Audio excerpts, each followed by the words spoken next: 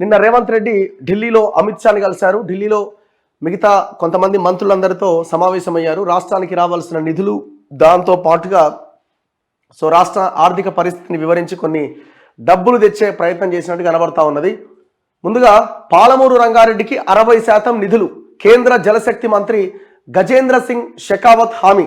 ముందు నుంచి యాక్చువల్గా ఏమడుగుతున్నారంటే ఏదైనా ఒక ప్రాజెక్టుకి జాతీయ హోదా కల్పించండి అని గత 10 సంవత్సరాల నుంచి తెలంగాణ రాష్ట్రం అడుగుతూ ఉన్నది. ముఖ్యంగా కేసీఆర్ ఏమడిగిండంటే కాళేశ్వరం ప్రాజెక్టుకి ఇవ్వండి అని ఆయన కాళేశ్వరం కోసం అడిగిండు.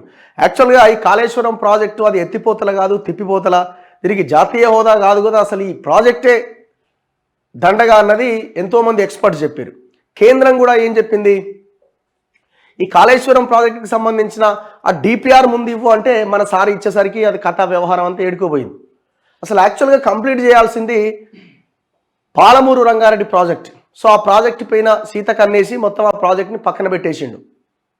మొన్న ఎలక్షన్లకి ముందు ఒక స్టంట్ చేసిండు. 30 మోటార్లు ఉన్న దగ్గర ఒక మోటార్ ఆన్ చేసి నీళ్లు చూపించి అయిపోయింది పాలమూరు రంగారెడ్డి, 12 లక్షల ఎకరాలకు 20 లక్షల ఎకరాలకు నీళ్ళు వచ్చినాయని ప్రచారం చేసుకున్నారు. దీని మీద కేంద్రం కూడా 60% నిధులు మేము ఇస్తామని చెప్పినట్టు కనబడతా ఉన్నది. దీన్ని అతి త్వరగా ఈ పాలమూరు రంగారెడ్డి ప్రాజెక్ట్ని కంప్లీట్ చేయాల్సిన అవసరం ఉన్నది.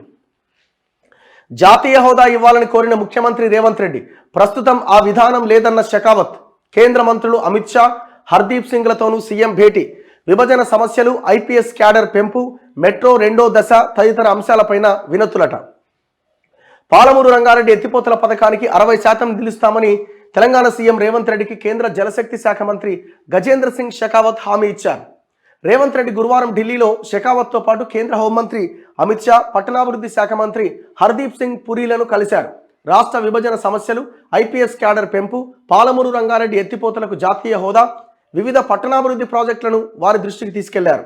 షెకావత్ పురీలను కలిసిన సమయంలో సీఎం వెంట రాష్ట్ర నీటిపారుదల మంత్రి ఉత్తమ్ కుమార్ రెడ్డి కూడా ఉన్నారు. దక్షిణ తెలంగాణలోని కరువు జిల్లాలకు తాగునీరు అందించడానికి ఉద్దేశించిన పాలమూరు రంగారెడ్డి పథకానికి జాతీయ హోదా కల్పించే అంశంపైన కేంద్ర జలశక్తి శాఖ మంత్రితో సీఎం సుదీర్ఘంగా చర్చించారు. 2014 తర్వాత జాతీయ ప్రాజెక్ట్ అన్న విధానం లేదని, అందువల్ల కేంద్రం అమలు చేస్తున్న ఇతర పథకాల కింద పాలమూరు రంగారెడ్డికి 60% నిధులు సమకూరుస్తామని షెకావత్ హామీ ఇచ్చారు. కేంద్ర మంత్రులతో సమావేశం అనంతరం ఉత్తమ్ కుమార్ రెడ్డి విలేకరులకు వివరాలు వెల్లడించారు.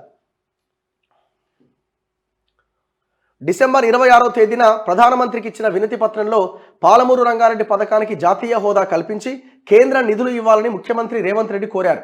ఆ ప్రయత్నానికి కొనసాగింపుగా గురువారం కేంద్ర జలశక్తి శాఖ మంత్రిని కలిశాం. నాగర్ కర్నూల్, మహబూబ్ నగర్, వికారాబాద్, నారాయణపేట్, రంగారెడ్డి, నల్గొండ జిల్లాల్లో 12 లక్షల ఎకరాలకు సాగునీరు, 1200 గ్రామాలకు తాగునీరు ఇవ్వడానికి ఉద్దేశించిన పథకానికి కేంద్రం మద్దతు ఇవ్వాలని కోరామని వాళ్ళు విలేకరుల సమావేశంలో చెప్పడం జరిగింది. కేంద్రం కూడా కొంత స్పందించి 60% మేము నిధులు ఇవ్వడానికి రెడీగా ఉన్నామని చెప్పారట. నిన్న అమిత్ షాని కలిసారు. అమిత్ షాని కలిసి మాకు ఒక 29 ఐపీఎస్ పోస్టులు కేటాయించాలి ఇప్పుడున్న దానికంటే ఎక్స్ట్రాగా అని అమిత్ షాకి చెప్పిరట. ఆయన హోంశాఖ మంత్రి కాబట్టి. తెలంగాణలో కొత్త జిల్లాలు ఏర్పడినందువల్ల రాష్ట్రంలో ఉన్న 79 మంది ఐపీఎస్ అధికారులకు తోడుగా మరో 29 మందిని కేటాయించాలని కేంద్ర హోంమంత్రి అమిత్ షాకు ముఖ్యమంత్రి రేవంత్ రెడ్డి విజ్ఞప్తి చేశారు. ఇందుకు అమిత్ షా కూడా సానుకూలంగా స్పందించారు. 2024 బ్యాచ్ నుంచి తెలంగాణకు అదనపు అధికారులను కేటాయిస్తామని చెప్పారు. ఇదే సందర్భంగా రాష్ట్ర పునర్వ్యవస్థీకరణ చట్టంలోని 9వ షెడ్యూల్ సంస్థల విభజన పూర్తి చేయాలని, 10వ షెడ్యూల్లోని సంస్థల వివాదాన్ని పరిష్కరించాలని రేవంత్ రెడ్డి కోరారట. ఇట్లా చాలా అంశాలనే వాళ్ళు ప్రస్తావించినట్టు కనబడతా ఉన్నది. వాళ్ళు కూడా సానుకూలంగా స్పందించినట్టు ప్రభుత్వం కూడా చెప్తున్నది.